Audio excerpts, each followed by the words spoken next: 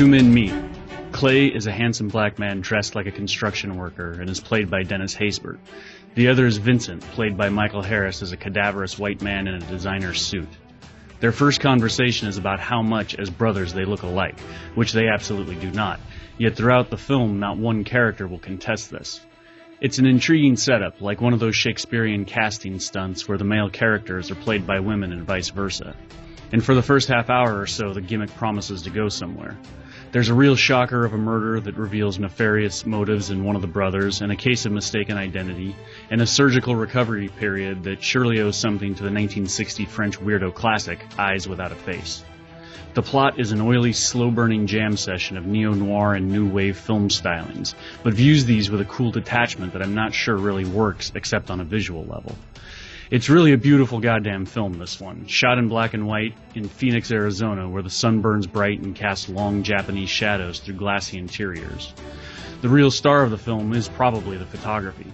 And the editing is great too. The whole production is in the tradition of elegant independent features like Matthew Kasowitz's Hate, Darren Aronofsky's Pi, and even David Lynch's Eraserhead. Gentlemen of limited means knuckling down to make a taut little gem from their limitations, not despite them. I wasn't surprised to learn that Steven Soderbergh saw an early cut of the film and was impressed enough to help fund its completion. It has that Soderbergh fascination with genre, the clean style, and the spare hand. But whatever music was playing in the filmmakers' heads, I'm not hearing it. I could sling around some horseshit regarding identity and meta-commentary, maybe I could even shoehorn in something about race, but I'll spare us all. And there are spoilers from here on. When Clay is blown up by a car bomb and nearly killed by a sibling, he develops a case of amnesia. He can't remember who he is, only that everyone is telling him he's actually Vincent, the other brother, which he slowly comes to accept. He takes on his brother's money, his home, and his past, which, since it includes being wanted for murder, suggests that Vincent has framed his brother and vanished. But the filmmakers have thrown down a gauntlet in the first scene that, like Chekhov's gun, we expect to go off in some way by the film's end, but it never does. I kept looking for the irony of the situation to manifest itself at some point, but it never did. It's as if the filmmakers turned to wink at us in the opening scene, then pretend they never saw us. I guess that's funny in its own right, but this kind of thing was done earlier and better by Luis Buñuel in the infamous That Obscure Object of Desire, which I highly recommend as a practical joke on anyone who hasn't seen it. Put it on and count the minutes before they realize the female lead is actually played by two actresses. But Suture doesn't really have Buñuel's wit or gift for acting perfectly serious about perfectly ridiculous situations. Maybe it's too well made for its own good, or maybe it just should have dropped the other shoe at some point. When Clay is patched back together after the car bomb, couldn't he emerge from behind the bandages as the other actor? And when he sees himself in his memories, couldn't the two actors trade places incorrectly, as if the character of Clay is trying to determine who exactly he is? By the film's end, Clay has to make a choice, to live as himself or as his brother. Isn't that an opportunity for nudging the audience in the ribs? There's an absurdity to this situation that goes back to the writings of Nikolai Gogol and Kafka, but never quite gets off the ground here. A good film, and I recommend seeing it, but I think it could have been better. So, Tom, why are we reviewing this movie? It's fun. Well, we needed to come up with something, and this definitely was in the back of my mind for quite some time. And well, first of all, let me ask you guys this real quick. Have either one of you two heard of this movie or seen this movie in the past? No. Okay. So you had no idea that this film existed until a couple of weeks ago? No. All right. Well, let me tell you a quick little story. I had this book about 10 years ago. It was a real simple book. It was a really great book. It was the top 100 films ever made. And what fascinated me about this book was number one on the list was The Godfather Part 2, which was fascinating to me because I not only think that Godfather 2 is better than Godfather 1, and I think that most true film fanatics feel that way. But there were other elements in this book that, there was a Wim Wenders movie in the top 100 films ever made. Which one? Just out of curiosity. Wings of Desire. It was Wings of Gotta Desire. Be Wings of Desire. It is Wings of Desire. There was a Wim Wenders movie. Airplane was on this. Was in the top 100. That's cool. It is cool, and it was just a really neat little book. And somewhere in the middle of it, I think in the 50s or the 60s, was this film Suture, and they were raving about this movie on the page that they devoted to it. And like the book was really cool because on the left-hand side they do a write-up, and then on the right-hand side there'd be a beautiful still photograph from each film. And Suture's photograph was just so it was Haysbert with the eye patch, or whatchamacallit. Yeah, with the eye patch and with the tape wrapped around his head. And I'm like looking at this, I was just so locked into it. I was like, boy, this is really interesting. I couldn't find this movie for the longest time. What happens? Netflix comes out, and now your whole world is opened up. You know, you can find almost any movie you want to.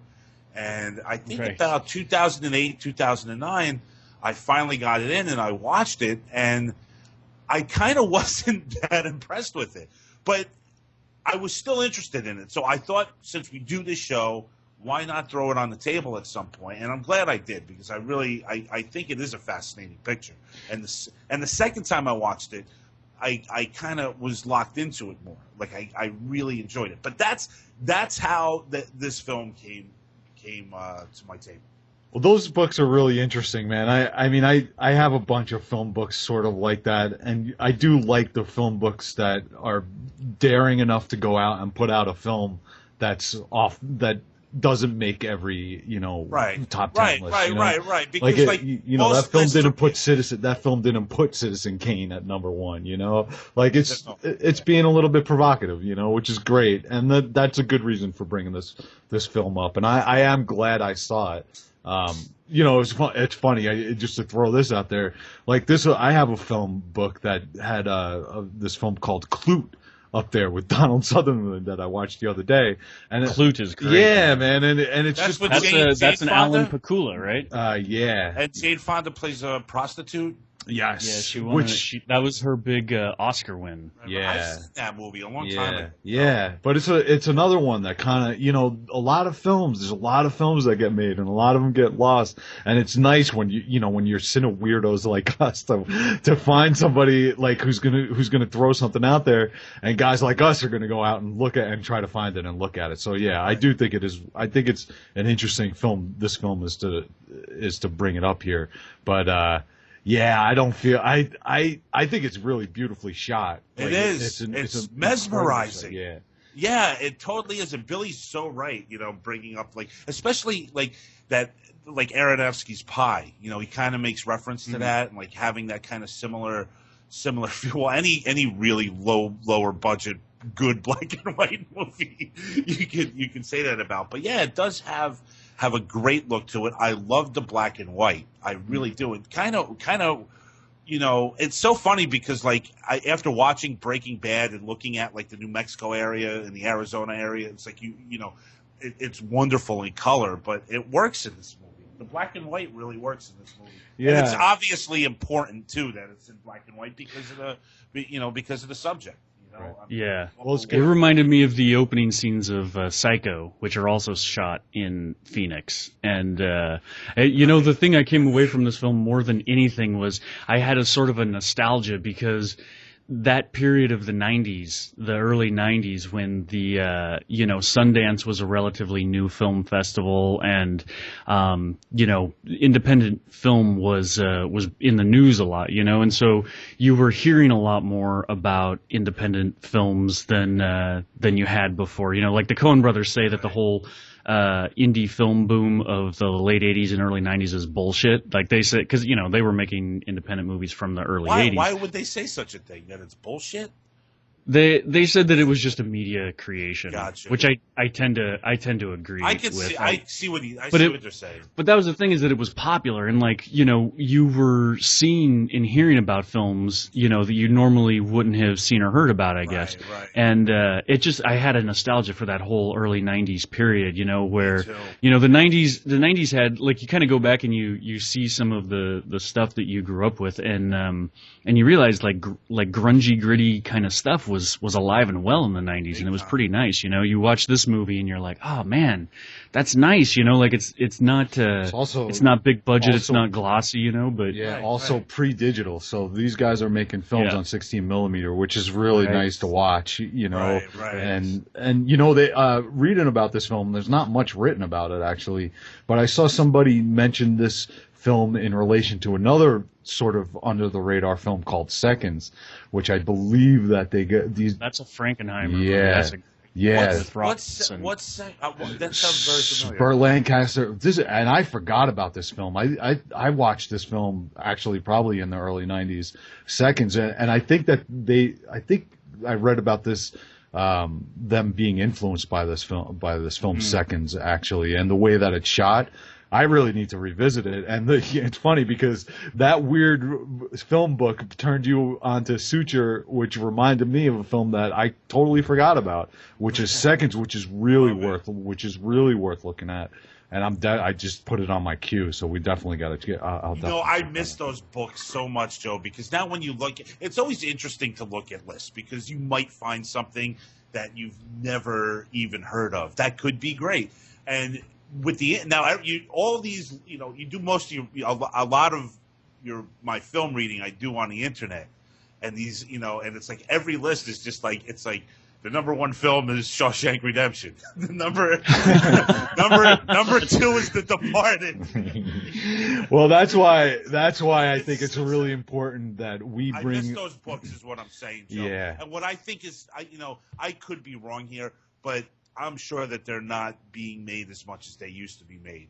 You know, I love those books that you can keep in your bathroom. Like, you know what I'm saying? Oh, absolutely. And you every time you go into your bathroom, you could just get lost in a movie. Absolutely. And that's what that book did for me. You know, you could just get lost and so, like, dude, Airplane was on that list, and it deserves to be on that list. You know, in my opinion anyway, as silly as that may sound, I think that is a fantastic piece of cinema, and it deserves its place. I feel like we're sort of turning a corner on the whole automated list making and all that stuff. Like, you know, my girlfriend and I love listening to Pandora, but at some point we were like, you know, we would really like to hear something that is organized by a DJ, by a human being, right? So it's that curating of things and making choices that no computer is going to make, no algorithm is going to make for you, right? There's that sense of, well, this may not be the greatest song ever, but when you put it next to this other song and then you play this other song after that, is amazing, you know? Man, Billy, you're so right. I mean, like, think about, when I was younger, when I was a teenager, like, I could spend hours, like, just taking a band that I loved and taking a cassette tape and just making my own version of their greatest hits. And you know, and it's like after a while, it's like you're almost like telling a story. By the way, you're connecting these songs with each other. Well, all you have to do is listen to the difference between Pandora and you know, listening to a DJ on a radio, and you know, you're picking your tastes on Pandora, and it's so much more bland than if you're listening to a good DJ on the radio. You know, but are there good DJs on the radio? I mean, that are playing. But are there? Yeah.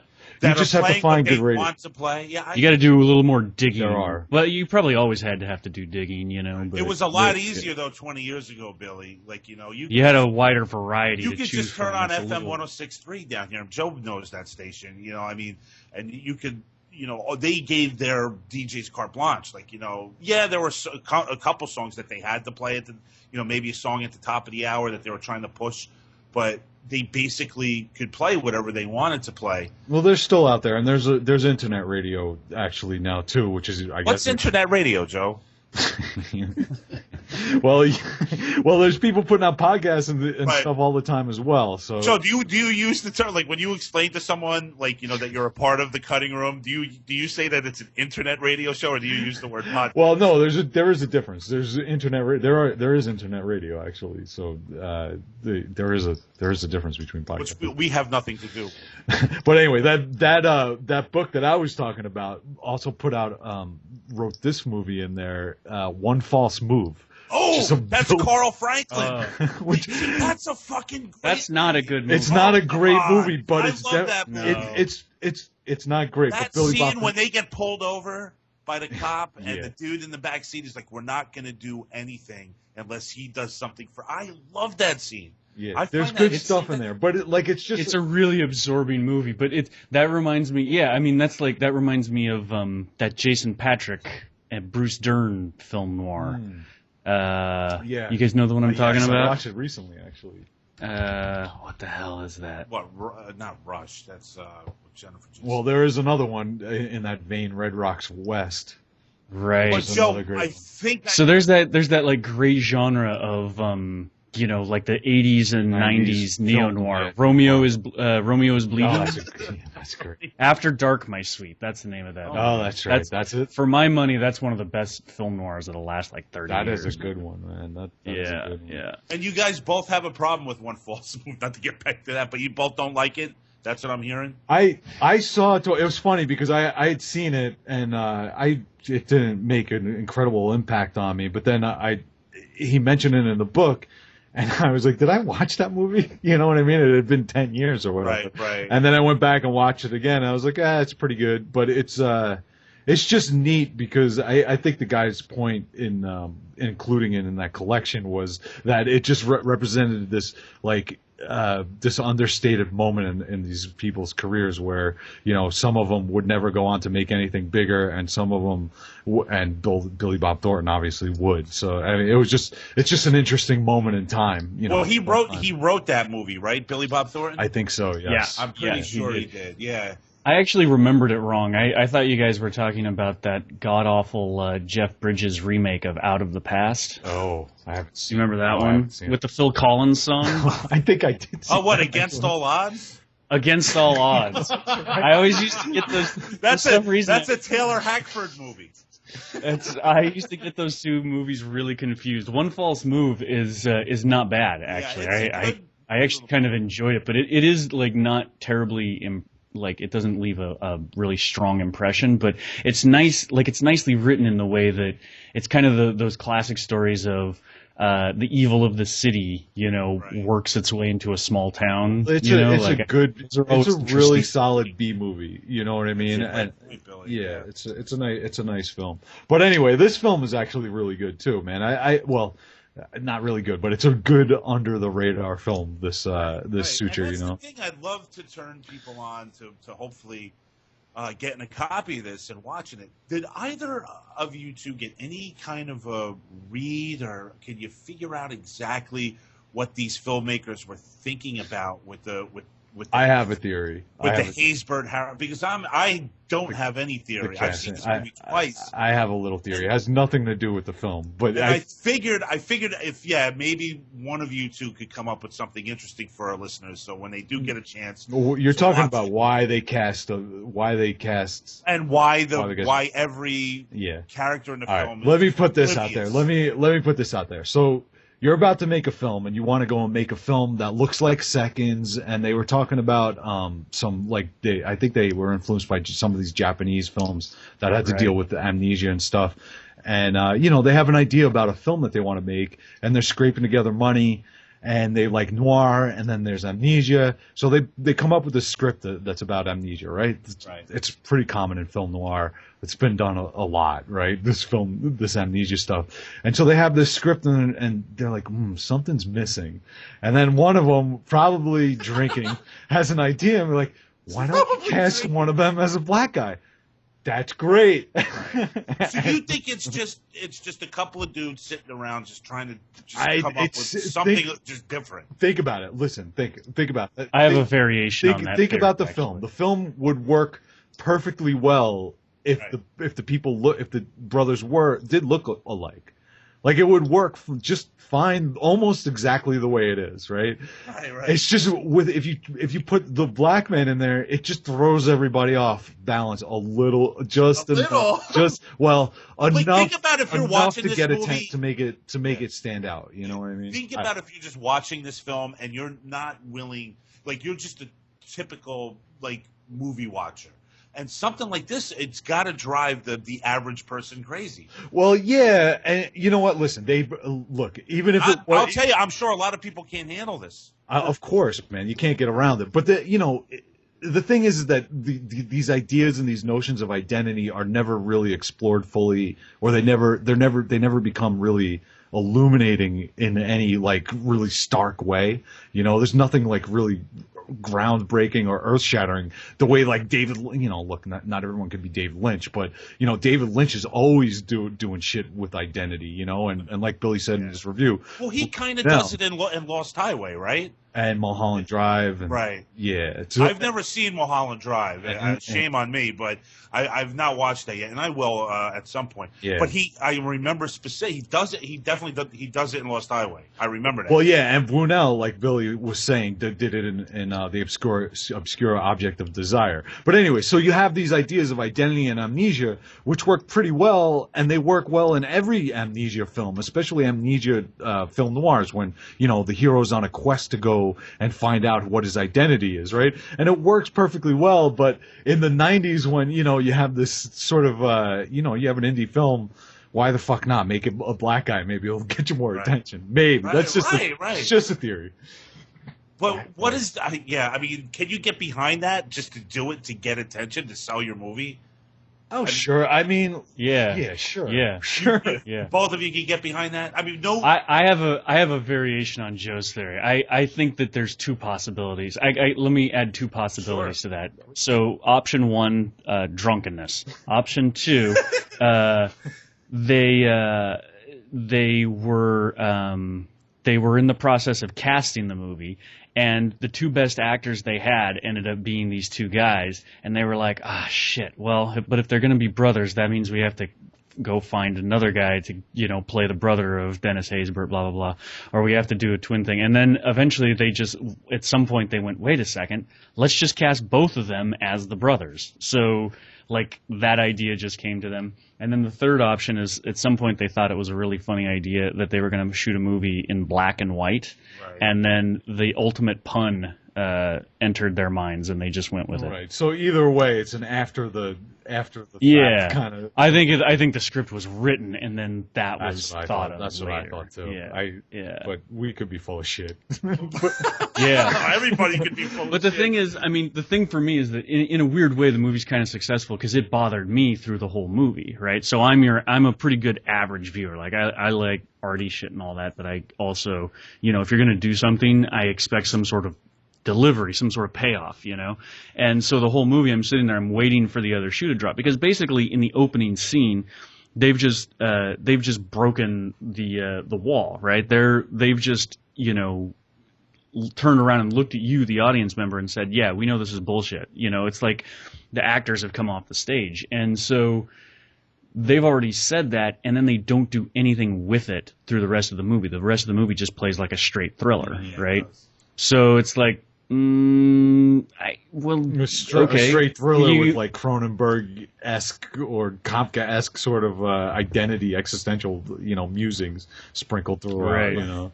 Right, but Cronenberg would, I mean, if Cronenberg did it, he would probably play it straight up until the last 5 minutes or 10 minutes, and then it would completely, you know, reality would unfold on itself and explode, you know. But, yeah, I mean, it kind of works because it does irritate me throughout the movie, like, and it just shows how powerful your basic sense of, or your inability to suspend disbelief, you know, clashes with your desire to suspend disbelief. Yeah, that's a good point. So it's great, you know, because it irritates you as an audience member. You're watching a perfectly decent movie, and it's well made, it's well acted and everything, but the whole time you're sitting there going, there's something wrong, and there's this itch on the back of my neck. It sounds like to me simply that this is what I'm picturing, that like you put this film on, and for like 20-30 minutes, I think you're thinking to yourself that you might be in for something unique. And it just doesn't happen. It doesn't realize. Well, it promises. And doesn't that suck? Like when you're watching something that that looks great, that is different, it's got a different feel to it, and then that's the thing. I think I had a problem with this movie, is that it doesn't really go anywhere, and that's a jip to me.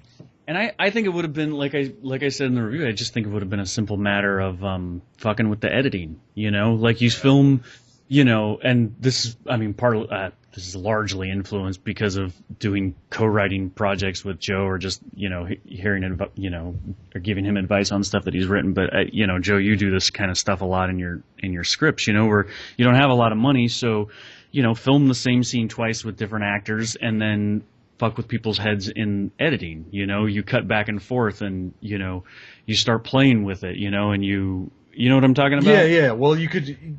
There's ways to break apart the reality or the world, or push it to the next level. Like Right. they're starting at one level, and then, you know, they're starting at a really they're in a neat place because it's already one level ahead of your ordinary thriller or noir film, and then so your expectations are like, all right, this is going to go somewhere, yeah, and it just, you can do it without, you just need, yeah, you could do it in a whole bunch of different ways, you know. I mean, you pointed out a few different ways, you know, and the furthest they get is basically, you know, sort of grafting onto it some dialogue about, you know, that is essentially hinting at, you know, is your identity purely physical, or is it people's perception of yourself, you know? And so, like, it works there, but you just want to see it, like, explode, like their identity explode, or they get switched back and forth. You don't know, you're not quite sure who's what, or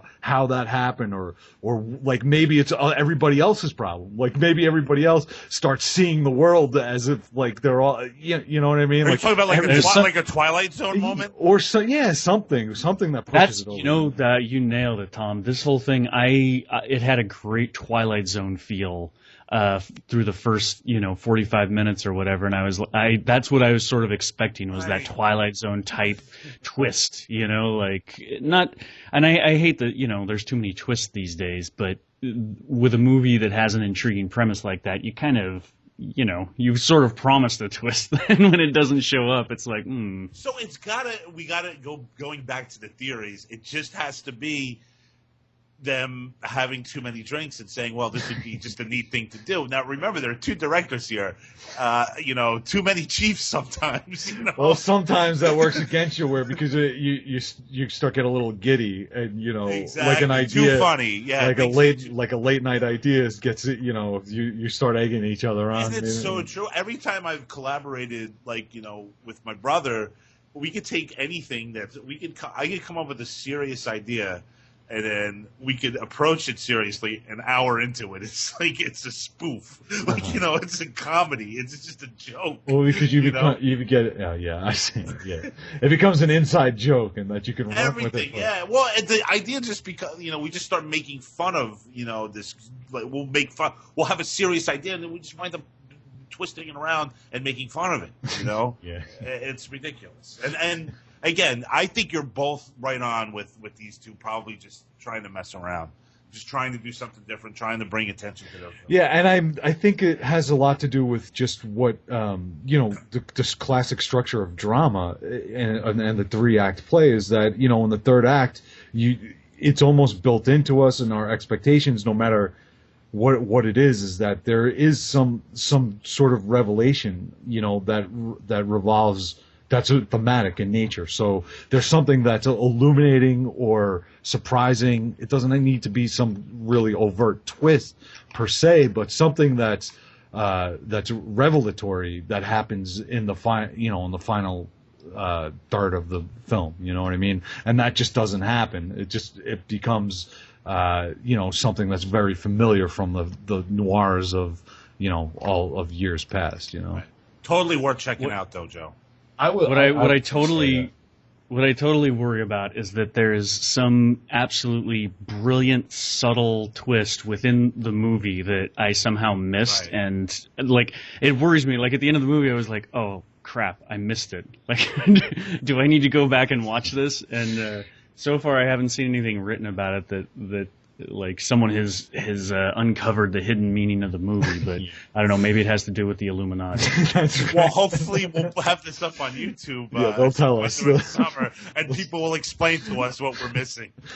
That would be wonderful if you can let us know what it Can is. you please help us out, John Davis 9997? You guys don't know anything. You should be embarrassed to call yourselves. Well, I mean, in one sense, though, it is effective in that regard, Billy, because I mean, it's unsettling. Right. You know what I mean? Right. So there's something unsettling about it, which it stirs you up without giving you. It irritates you without giving you a resolution. Yeah. Right? So, like in a way, then it could be a formal. It's purely formal an experiment because the text and the themes in the film are supposed to be paranoid and unsettling, and they leave you with this unsettling. Everything's unsettling. You feel unsettled after it. So in that sense, it's effective. When I think about like Soderbergh, and especially early in his career, like I can totally see him getting on board and just loving that because he's wickedly intellectual filmmaker to the point of being like almost surgical at times, and his movies early on were hit and miss with me, but that incredibly formal sense of experimentation, it's so far removed from the normal impulse to create an entertainment, that could simply be, the whole point. And that's what everyone involved in the movie, that was the whole point of it, was just to formally irritate you and not give you a resolution, There you go. That's awesome. Oh, boy. Guys, anything else on Suture before we wrap it up? You both did a great job today, by the way. I want to thank you both very much. Joe, Billy, anything else before I wrap it up? You did a good job too, Tom. Oh, thank you, my friend. You're welcome. That's very kind. The Cutting Room Movie Podcast is brought to you by Christiana Productions and New Media Limited. The show is edited and co-produced by Joseph Schreck and produced by Thomas Detloff and Joe Band in Boston, Christiana. You can follow us on Facebook at The Cutting Room Movie Podcast. Follow me on Twitter, Thomas Detloff at TCRM Podcast. You can also check out Joe's film work at ChristianaProductions.com. Max's Bowler Hat Productions and his Mimosa Podcast show, Max Cook and TheCounselor.com. Music from The Cutting Room is done by the Zillatones. Check them out at www.thezillatones.com or search for the Zillatones at ReverbNation.com. Enjoy the summer, everyone. We'll be re-releasing some of our old Horror Palace shows. Check them out, and we're going to be back with brand new episodes this September. Until then, we are over and we are out. Ciao.